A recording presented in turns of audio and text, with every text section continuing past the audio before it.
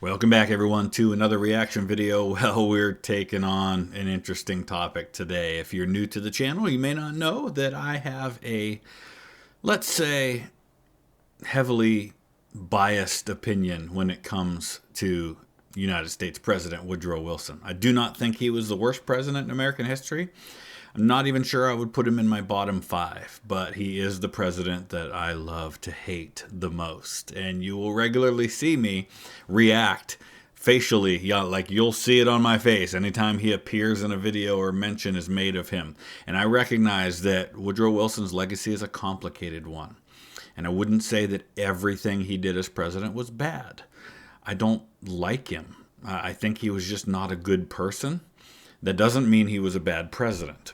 He also did some things as president that I think make him a bad president. But that's what we're going to dive into today. We're going to dive into a biography of Thomas Woodrow Wilson. And we'll be using the channel Biographics for that. The link is in the description.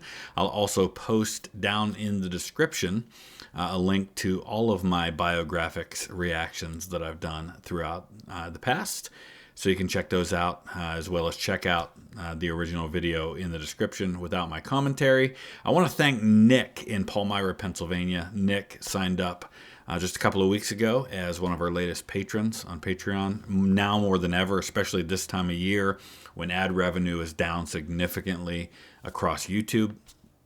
Patreon is really what keeps this channel afloat at these times, so I cannot say enough to say thank you to all of our patrons. I also want to let you know that this is probably your last chance to sign up to be a part of our group tour that I'm hosting in Germany, Czechia, Slovakia, and Austria. It is going to be amazing. Right now there are 15 of us that are going. We've got 5 spots available, but I do need to close the trip at the end of the week and submit the final reservations. So this is your last chance. The link is in the description. If you want to take a look at the itinerary, if you have any questions, let me know and I'll answer those as quickly as I can. Let's dive in. This video is brought to you by Squarespace. From websites and online stores to marketing tools and analytics, Squarespace is the all-in-one platform to build a beautiful online presence and run your business. Check out Squarespace through the link in the description below. More about them in just a bit.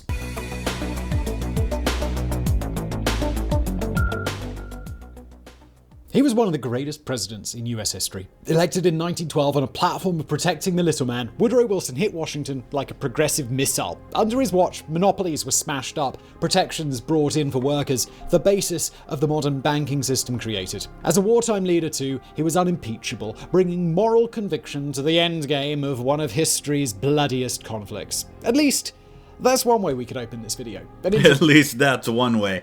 So here's the thing. This is one of those times in history where, and it's happened a couple of times, where both political parties are more similar than they are dissimilar. Like right now in American history, it's very polarized. Left and right are very far apart on a lot of fundamental issues. But early part of the 1800s, where you have basically one-party rule with the Democratic Republicans, and then you have the Whigs eventually kind of form out of that, and then polarization happens again. But early part of 1900s, this is happening, where you've got Republicans and Democrats, and the Republicans are starting to form into the modern Republican Party.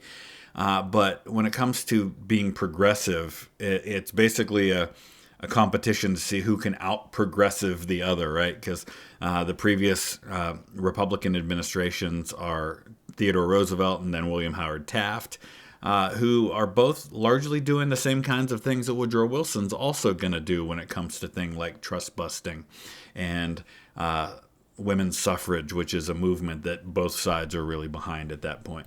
Introduction that might be subtitled The Progressive Hero. But there's another, darker version, an opening we might call The Authoritarian. In this version, we'd start by intoning that Wilson was perhaps one of the worst presidents in American history. From there, we'd list his crimes, his staggering racism, his crushing of civil liberties, his invasions of Mexico, Haiti, the Dominican Republic. In this opening, Wilson wouldn't be a hero, but a man who used a tiny mandate to trample the Constitution. So which is it? which one of today's two openings is real. And this is where it comes down to a matter of bias. And, if I travel over to Europe and I talk about Woodrow Wilson, I'm going to get a very different feeling about him because internationally he was seen as a hero. And you have streets named after him and you have statues to him because of his championing of the idea of self-determination. Well, that self-determination also only went so far and depended on where you were, but we'll get into that. What we're about to find out in this video is both. Yeah, that's true. Thomas Woodrow Wilson was born December 28, 1856, into a family of what were then known as dough-faces. This is mid-19th century speak for Northerners who sympathised with Southerners, and it summed up his parents perfectly. The boy's father, Reverend Joseph Ruggles Wilson, was an Ohio lad who'd quit the Buckeye State, moved south, and became more fiercely Southern than Jefferson Davis. Yeah, so he's from Steubenville, which is like 45 minutes from me. It's not that far away. It's also the hometown of Edwin Stanton, who's going to be Abraham Lincoln's Secretary of War, who starts out as a Democrat and then switches over to become a Republican. It's right across the river from what was then Virginia. It's now West Virginia. But they're definitely Northerners who become Southerners, and then Woodrow Wilson's a Southerner who becomes a Northerner. It's all very complicated. When the Civil War broke out, Reverend Wilson would join the Confederate Army as a chaplain. Nor was Mum much different. An Englishwoman who'd moved across the pond, Jessie Woodrow Wilson would spend the war tending wounded Southern soldiers. One of Wilson's earliest memories was watching his beloved mama look after the injured in their quaint little Georgian town. Perhaps unsurprising. So I should mention, he didn't really mention it here, that Wilson is actually born in Stanton, Virginia. It's spelled Staunton, so it looks like Staunton, but I'm fairly certain it's pronounced Stanton. But they move south, live in Georgia, live in the Carolinas for a while. It would be moments like this that came to define the boy's early life. In 1864, 7-year-old Wilson witnessed Sherman's march to the sea as the Union general swept through Georgia, leaving ruin in his wake. Just months later, he watched as Confederate commander Robert E. Lee slowly made his way into Augusta, weary and defeated. In later life, Wilson would say that he never forgot looking up into the general's eyes. But of course, hard memories didn't end with the South's defeat. And it's amazing to think about this, and Woodrow Wilson's not the only one. I mean, there's so many with connections like this, where we think about Robert E. Lee and William Tecumseh Sherman and Abraham Lincoln having these very tangible connections to Woodrow Wilson and Theodore Roosevelt. Theodore Roosevelt, I did a video on this. One of the most incredible photographs that you will ever see in your life is a photograph of Abraham Lincoln's funeral processing through New York City, because they did this whole thing where they had funerals in every major northern town. And it took a month before they buried Lincoln because they kept taking his body to all these towns. And this image of Abraham Lincoln's body going down the street in New York City, you can see a young child Theodore Roosevelt in the window of the building overlooking this funeral. It's incredible. And so Woodrow Wilson not only has this experience where he describes seeing Sherman's March to the Sea and Robert E. Lee, but then he's going to see Jefferson Davis as he flees through town.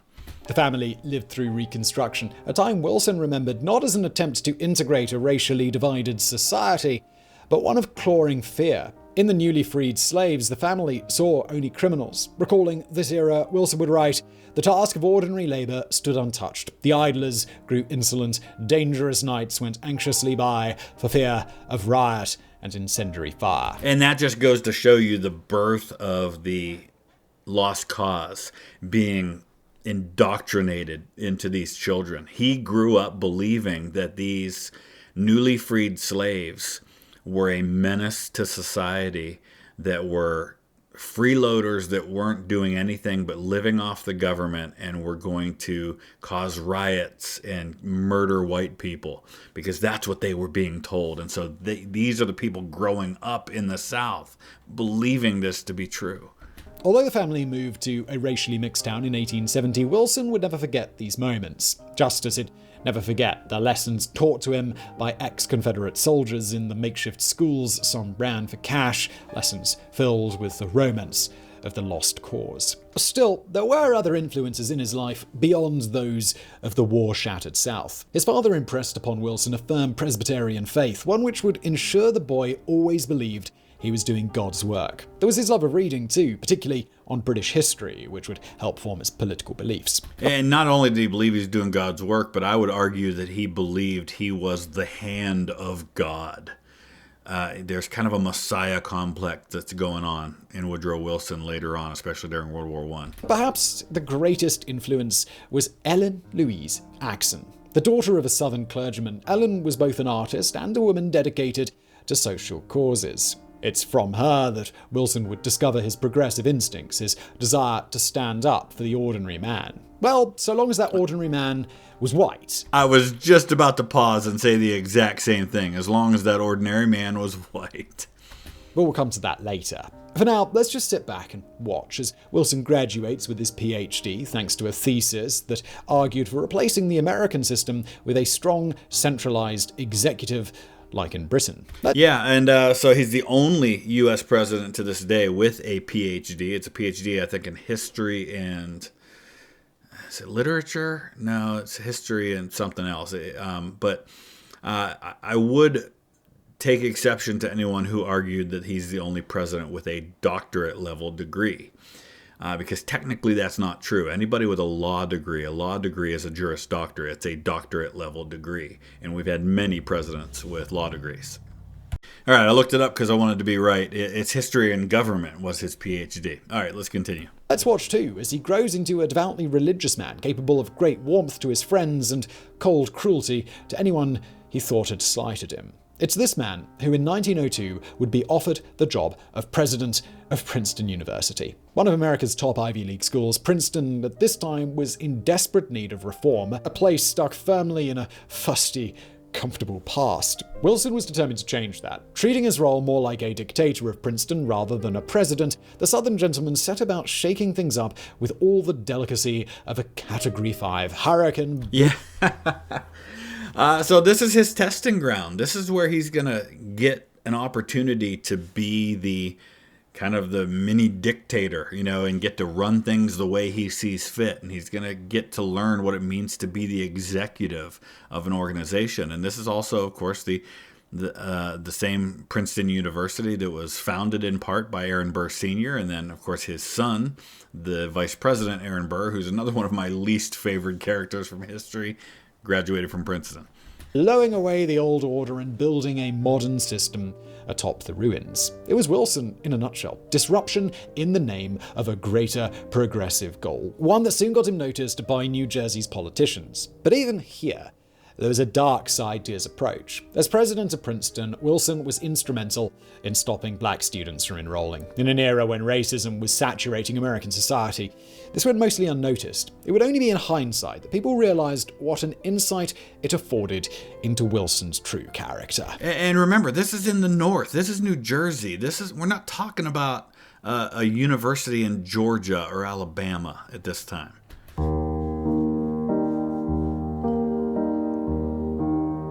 In 1910, New Jersey Democrats had a problem. Previous years had seen their party beset by scandals and the corrosive influence of machine politics, a system less scratch my back and I'll scratch yours, and more scratch my back and I'll give you the contents of the straight treasury. If they wanted to win the upcoming race for governor, they'd have to find a new kind of candidate, one untainted by all of this graft. Yeah, and remember, this is in the aftermath. One of the overarching themes of politics in the late 19th century had been the destruction of the spoils system, the destruction of corruption. Corruption is one of the major political topics. Any given era has its topics. Right now, for most of the last 20, 30 years in the United States, foreign policy, immigration, these have been hot button issues for American politics. Corruption and social service reform were among those here. And New Jersey is, it's the outskirts of New York City. And so that New York City, Tammany Hall, Democrat political machine that was so influential in New York City has also spread its influence into New Jersey as well. Someone like, say, the president of a popular university. On hearing their offer, Wilson's one demand was that he be able to govern with no strings attached. Thinking this naive academic would be easy to control, the party bosses were all like, sure thing. Only to watch in horror as Wilson exploded everything. In both the race and his governorship, New Jersey got a crash course in all the best and all the worst aspects of Woodrow Wilson. Styling himself as an unconstitutional governor, Wilson attacked Democrat machine politics with a cudgel, bringing in anti-corruption measures designed to loosen bosses' grip on the party. Which is not a bad thing, but Wilson is a disruptor. He's a lot like, I guess you could see some similarities in Donald Trump. Donald Trump's the kind of guy that comes in and rightly or wrongly, it depends on whether you agree with him or not, you might either see it as amazing or horrible. He blows stuff up. He doesn't care about the status quo. He unveiled a slew of progressive reforms, including workers' compensation laws. At the same time, this was only made possible by a disregard for convention and a drive to centralize power in his own hands. But for a man who literally believed that he was doing God's work, what did such niceties matter? By 1912, Wilson's star was rising in the larger Democratic Party, a party desperately in need of fresh blood. The last time a Democrat had won a presidential election had been when Grover Cleveland nabbed a second, non-consecutive term in 1892. And not only the last time, but Grover Cleveland is literally the only Democrat president elected from 1868 until 1912. It's a run, almost unbroken run of Republicans, mostly Republicans from Ohio, who have been getting elected. Even then, had been an anomaly, the only Democrat elected since the Civil War. In other words, the party was ready for a change of direction. And who was to say that new direction couldn't be embodied by a bespectacled academic with the look of a disappointed priest? After a bruising battle at that summer's convention, Wilson took the nomination with a platform that included everything from smashing monopolies and introducing a federal income tax to securing independence for the Philippines. Yet Now, there had been, the Philippines has only been under United States control for a decade or so at this point. There had been income taxes, temporary ones, in the past. Remember, up until this point, there's no regular national income tax. Taxes came, the federal revenue was mostly from tariffs, was mostly from imports, but you also have some property taxes and things like that.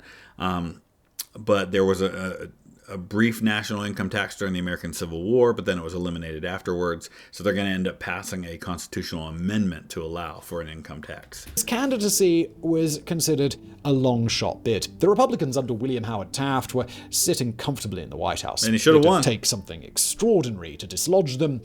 The ultimate black swan event. In the end, though, it wouldn't be a black swan that saved Wilson, but Theodore a bull Roosevelt. moose. Taft's predecessor had been Teddy Roosevelt, a vigorous, chest-thumping man who cared little about keeping his opinions to himself. And his opinion in 1912 was that Taft was a corpulent waste of space, blocking the country from what it needed, a third term of Rooseveltian testosterone. At the convention, Taft's allies panically blocked Roosevelt's delegates, lest he nab the nomination. So Roosevelt founded his own progressive party, popularly known as the Bull Moose Party, and began an electrifying independent bid for the presidency. The result was a campaign that saw President Taft drop from frontrunner to third place has-been as Wilson and Teddy slugged it out. Yeah, and how many times in history have we seen a third-party candidate disrupt the election? Abraham Lincoln wins when the Democrat Party splits in two, and then you also have a Constitutional Union Party. So you basically got a four-man race. You could argue Lincoln would have won anyway, but it would have been super close.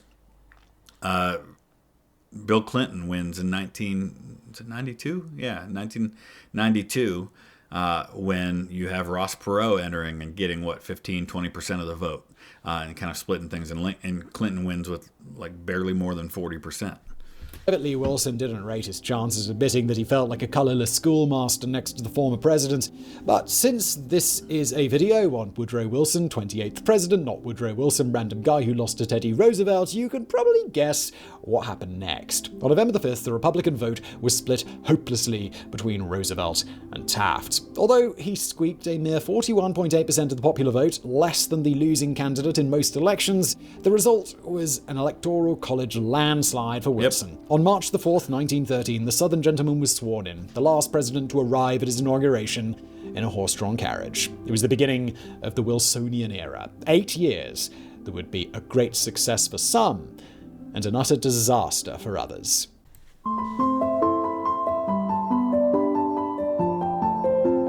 From the moment he took office, Wilson had a clear vision of what the presidency should be. Less a ceremonial role and more like some sort of old-timey king. A month after his inauguration, he demonstrated his active approach by becoming the first president since John Adams to address Congress. And so, the starting gun was fired on a slew of reforms. In this first term, we can helpfully divide most of these reforms into 4 categories: work, money, business, race. In the work category, you have stuff like Wilson's support for an 8-hour workday or his attempts to tackle the thorny issue of child labor. Really though, it was in the other categories he made the biggest impact, especially regarding money. It was Wilson's administration that established the Federal Reserve, still the system that underpins banking in the United States today. It was also Wilson who pushed for Congress to establish a permanent federal income tax, recently made possible by the passage of the 16th Amendment. Now, that's one of those things that I would argue if you go back and talk to the Founding Fathers, they would have freaked out over the idea of this centralization of federal power. Now, granted, there was an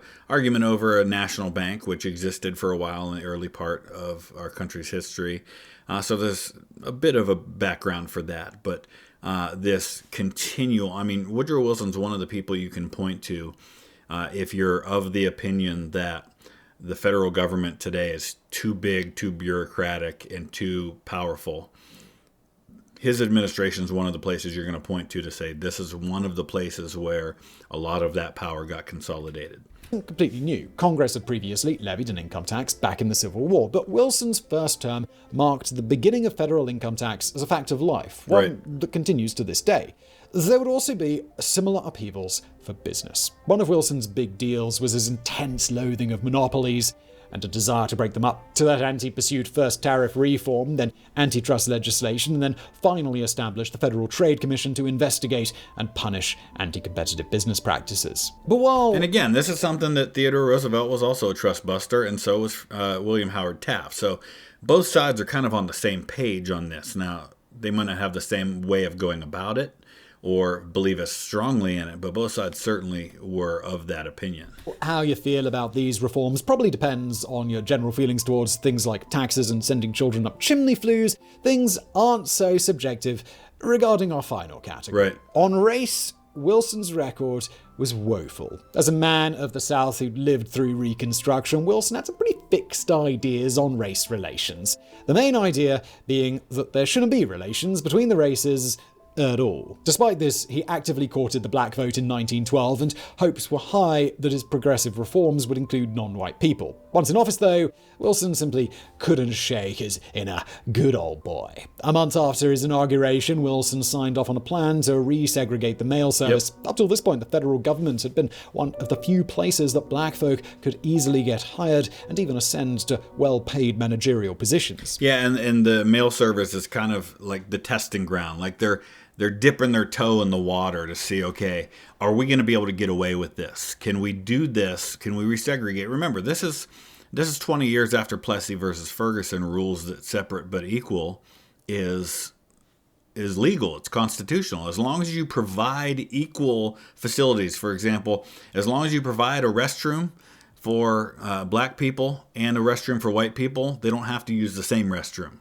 As long as a restaurant allows for black people to eat, even if they have to sit in the back or sit at bad seating, then it's legal. And that's going to be the way things are for the next 60 years after Plessy versus Ferguson. And Homer Plessy was only 1/8 black. It's like, he was racially as white as my father is. Literally.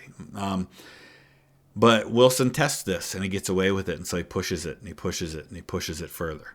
This was something previous presidents had fiercely guarded. Both Taft and Roosevelt had championed an integrated workforce. Then Wilson entered office, and everything changed. In 1913, the Post Office and Treasury both introduced segregation, with separate workspaces, bathrooms, and cafeterias. Within no time at all, the practice was spreading across federal departments. But it didn't stop with the bathrooms. Swathes of black workers were demoted, had their pay slashed, or were just straight up fired. Wilson himself sacked 15 of the federal service's 17 black supervisors, replacing them all with white dudes. For middle-class black people hit by these reforms, it wasn't just damaging, it was humiliating. Yeah. Here were people who'd spent their entire lives working for the government, pulling their families up towards prosperity, only to have it all snatched away with no explanation. And this is 50 years after the American Civil War, and it took so much effort and so much work just to get them to that place.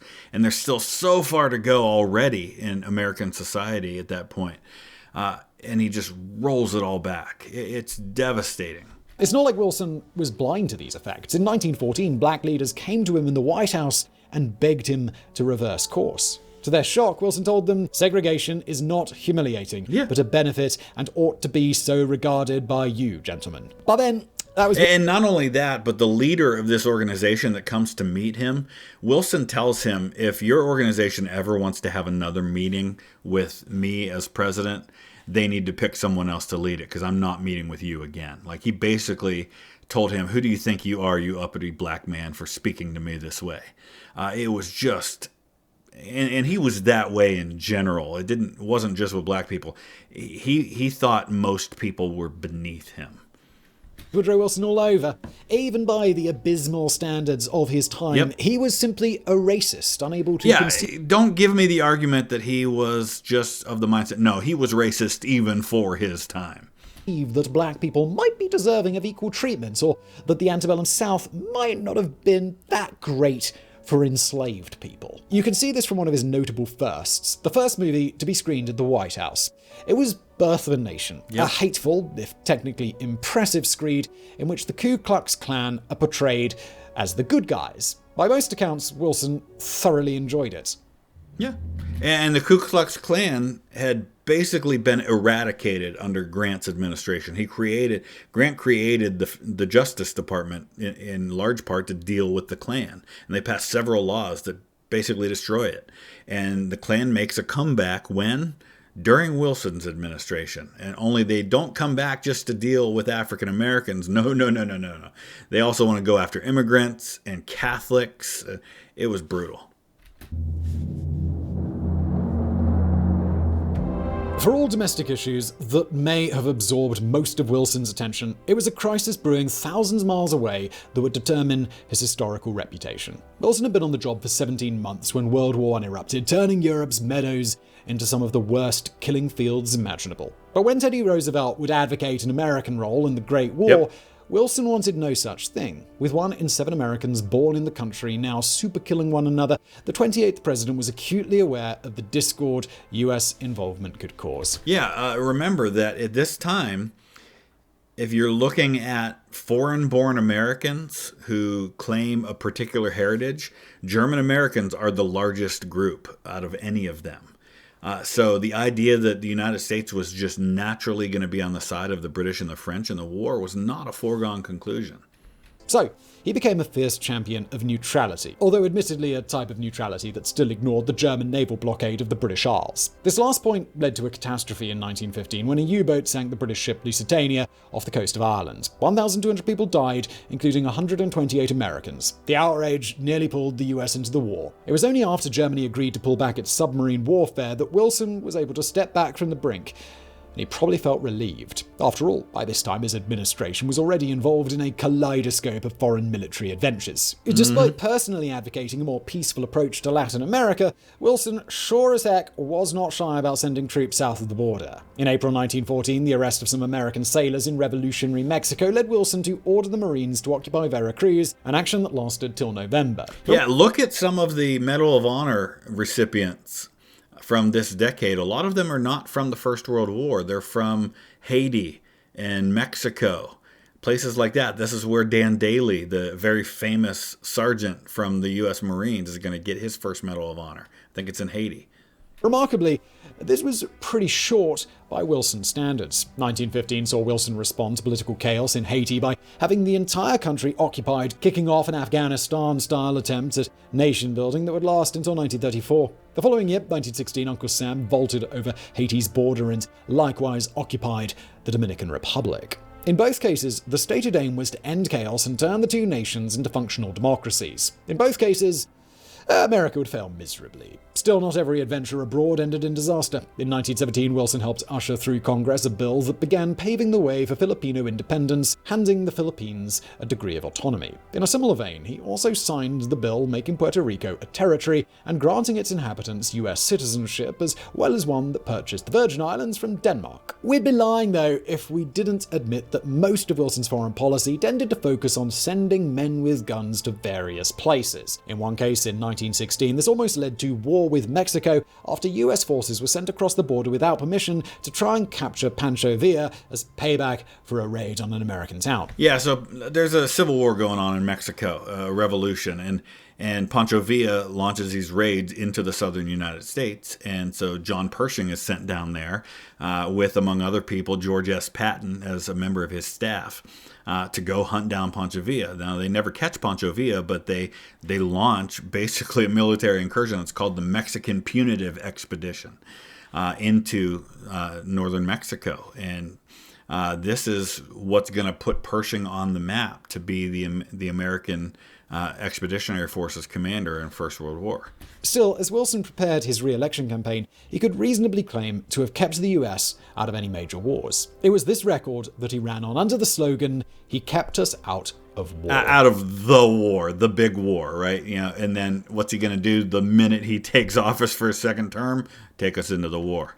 And it likely led to his second term. When all the votes were counted in 1916, Wilson had carried California, the state that allowed him to squeak a narrow electoral college victory, by a mere 0.38%. It is thought Californian, Irish, and German communities had put him over the top as a reward for staying out of World War I. Yeah, exactly, because had he gone, he's sworn in for a second term in March of 1917, and then the first week of April, the United States declares war on the Central Powers. Had they done that before the election, there's no chance he gets reelected. Was the case, then oh boy, were voters in for some disappointment. By the time Wilson gave his second inaugural address in March 1917, America would be hurtling headlong into war.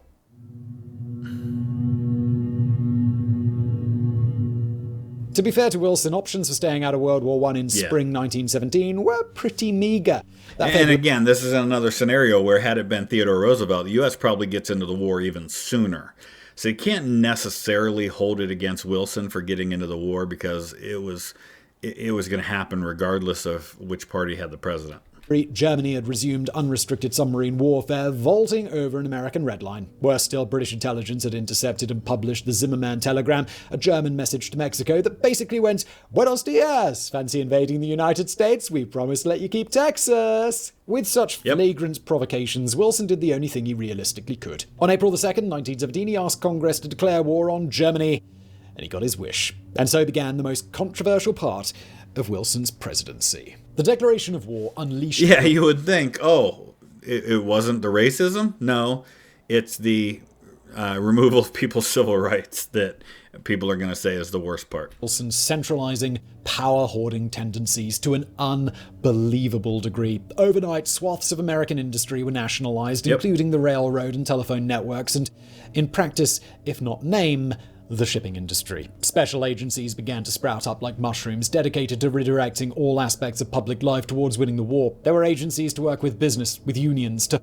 flood the nation with pro-war propaganda, to increase food production. Such changes had an enormous impact on American life, from little things like the introduction of daylight savings time to the ascent of Herbert Hoover, who first became prominent in politics, spearheading a food-saving drive. For many, though, the most immediate impact came in two forms: in their finances and in the draft. As America shifted to a war economy, Wilson brought in new income taxes to finance it. But while that stung some pocketbooks, others got fatter than they'd ever been. All this increased production pushed employment up to nearly 100%. Among those newly employed were the 2.8 million conscripted into the Army, the first American draft since the Civil War. And again, as Americans, we are really touchy when it comes to people nationalizing things and this idea that, oh man, it might be socialism. The government taking over industry and things like that. But for most of the Western democracies in the First World War, that was kind of standard operating procedure. I don't want to sound like I'm defending Wilson, but this wasn't as big a deal. Like, to us, we look back and think, ooh, really? We did that? But it's what everybody was doing, unfortunately. Included 400,000 African Americans, yet even now the administration couldn't shake its reflexive racism. Throughout World War I, army units would be segregated while black men in the Navy would be stuck doing food service. Not that... Unless you're the Harlem Hellfighters, the 369th Infantry, who we're looking at here wearing their Croix de Guerre, the War Cross from the French, some of the best fighters of the war. I mean, if you were to ask me, okay, tell me one American unit that is the... My light was doing something funny there. If you were to ask me to tell you one American unit that epitomizes the fighting spirit and the ability of the Americans, it would be the Harlem Hellfighters. Like, in World War II, we talk about the 101st Airborne at Bastogne, or the 82nd Airborne, or, some of these units in the American Civil War. We talk about the Iron Brigade or the Texas Brigade. In World War I, for the Americans, it's the 369th Infantry. These are the guys. They spend more time on the front line than any other unit in the war for the Americans. They never lose an inch of ground. They never lose a man captured. They're the first American unit to cross into Germany after the war is over. And I think they also take more casualties than any other unit. Incredible, incredible stuff. But it was only black people America was now discriminating against. The advent of war unleashed a wave of ugly nationalism. Wilson did little to hold back. In the streets, German Americans were in danger of intimidation and physical assault. One man, Robert Prager, was even lynched. Others suffered milder but no less painful discriminations, from being fired from their jobs to xenophobic rulings in some states that banned the use of foreign languages. Perhaps the most... And this is a time, I've mentioned this before, where you have...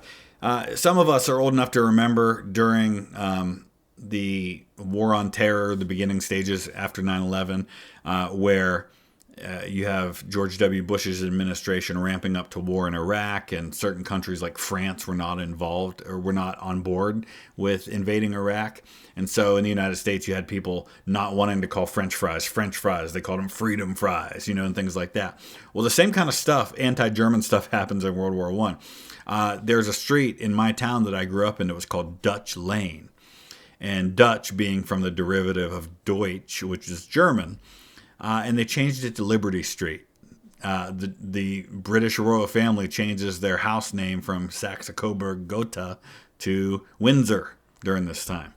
Notorious change, though, was the suspension of civil liberties. The Espionage and Sedition Acts were so sweeping, they effectively made criticism of the government or armed forces illegal. In total, 1,500 Americans would be successfully prosecuted by the Wilson administration under these acts, including socialist leader Eugene Debs, sentenced to 10 years for opposing the draft. Nor was it only public speech that was targeted. Wilson empowered the post office to read and censor people's mail. Newspapers were subject to censorship for speaking out against the war. All in all, then, the era was likely the most tightly controlled period in American life between the Civil War and World War II. For many even today, this remains Wilson's unforgivable sin. But while the home front was marred in controversy, it was a different story abroad. The first US troops reached Europe in June 1917. By October, the American Expeditionary Force was augmenting French and British units. In early 1918, they were independently scoring victories. That fall, they'd play a key role in the Meuse-Argonne offensive. In all, some 160... The Meuse-Argonne offensive to this day, regardless of what you might hear in other sources, is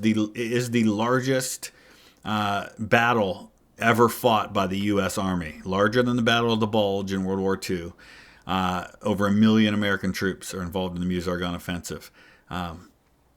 It's also going to result in half of all the battle deaths that are caused to the American forces during the First World War in that 6-week Meuse-Argonne offensive. This is where you're going to get some of the great stories of the war that we remember from the American side, like Alvin York and the Lost Battalion. All of that happened in the Meuse-Argonne. 16,000 Americans would die in European trenches, but they'd succeed in what they came to do. Faced with this influx of manpower on the Allied side, the Central Powers' will to fight collapsed. Come November the 11th, 1918, World War I was over. Now all that was left to do was figure out the peace.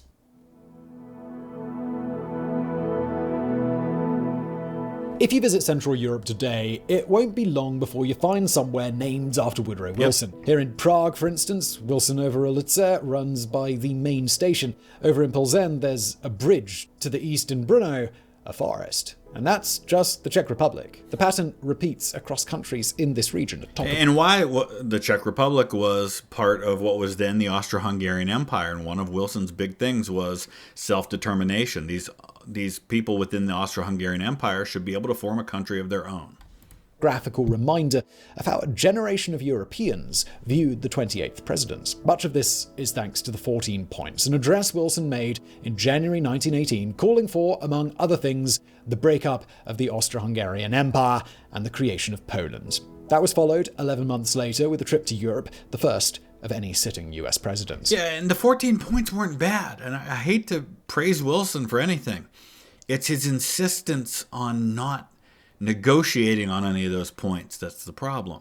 There, vast crowds gathered to cheer, tens of thousands grateful for US food shipments, for America recognizing their new nations. If your view of Wilson is primarily as a man who trampled civil liberties, the idea of him as a hero might seem strange. Yet to Europeans, that's exactly what he was. And it's one reason why there's no comparable movement over here to take his name off buildings, even if he was a bit of a racist tool. Still, all this goodwill doesn't I like mean that. Wilson He was a racist tool.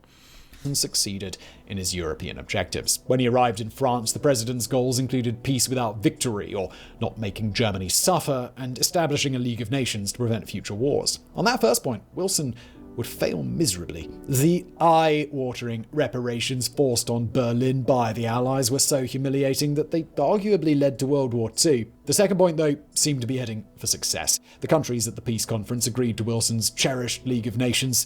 In 1920, it became a geopolitical reality. But America would never be among its members. By 1919, Republicans were firmly in control of Congress, and only a handful were willing to vote with Wilson. Yeah, so if you're not familiar with the American government and how things work, in order to enter into a treaty agreement, the president just can't do that unilaterally. It has to be ratified by our Senate, and the Senate was unwilling to ratify American entry into the League of Nations. Rather than negotiate, Wilson instead tried going directly to the public, embarking on a major speaking tour to convince America of the rightness of his plans. And this is the problem. This is one of Wilson's great faults of many, is that when he thought he was right, everybody else was wrong. And there was no willingness to compromise. There's no willingness to negotiate. He just needs to convince you and beat you over the head with the fact that you're wrong until you acknowledge that he was right. It was an exhausting project, one that saw Wilson cover some 10,000 miles. Sadly, his body couldn't take such a demanding schedule. On October the 2nd, days after collapsing, Wilson suffered a horrific stroke. Half paralyzed, the president went into seclusion, sending orders through his second wife, Edith. In fact, this seclusion was so total that many suspect Edith Wilson secretly ran the government, acting as stand-in president for the incapacitated Wilson. She was. Of which may explain the fate of the League. Told Republicans would only vote for a compromise version requiring congressional assent to send soldiers on League business, Wilson decided to kill the bill entirely. It was the end of American involvement in the League, and, frankly, the end of Wilson's time as a mover of history. Sure, his last years would see some significant events: the advent of women's suffrage, the racial violence. And again, women's suffrage was something that was supported by people like Theodore Roosevelt anyway, so it was going to happen regardless of who was president. Of Red Summer. Really, though, Wilson's biography more or less ends here, with his body broken and his dreams of a new international order reduced to so much dust. Woodrow Wilson left office on March the 4th, 1921, following a landslide win by affably corrupt Republican Warren G. Harding. Moving into a Washington home, he spent his retirement as a virtual hermit, dreaming of a third presidential run that everyone knew could never happen. Wilson died after a second stroke on February the 3rd, 1924, at the age of 67. At the end of his life, he was sure his legacy was secure, that his time in office had been spent as God himself had wished. Yet, with a century of hindsight, we can see this wasn't true. In scholarly rankings, Wilson has gone from a top 5 president to one who was recently ranked at 13. With more attention being paid to his racism, it seems that his star is only going to sink lower. Indeed, and I think he's going to settle in somewhere around that 15 range.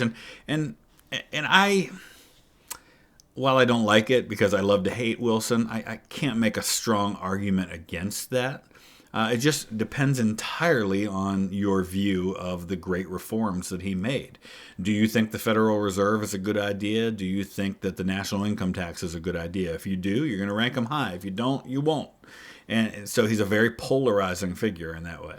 Common to find people today who will assert that he was the worst president ever. While that honor probably goes to James Buchanan from a civil liberties point of view, it's hard to dispute that Wilson was uniquely terrible. And yet, there's more to this story than just Wilson the villain. To a whole generation of Europeans, Wilson was undoubtedly a hero, a man who saved the continent in its hour of need. For American workers too, he helped improve conditions for millions, passing on real, tangible benefits. If we could split these two sides of Wilson into separate videos, it'd be so much easier. One titled The Great President, and one called The Disaster. But of course, they weren't separate. They were one person. One president who did so much good while simultaneously doing so much evil. Whether that makes him a success, a notable failure, or a dark warning is up to each of us to decide. Hope you found today's video interesting. All right, so there you have it. A little bit more info on the complicated legacy of Thomas Woodrow Wilson. I do want to give a shout out and a thank you to Stephen in Wilbraham, Massachusetts, and Tiffany in St. Louis, Missouri. Thank you both so much for your support on Patreon. Couldn't do it without you.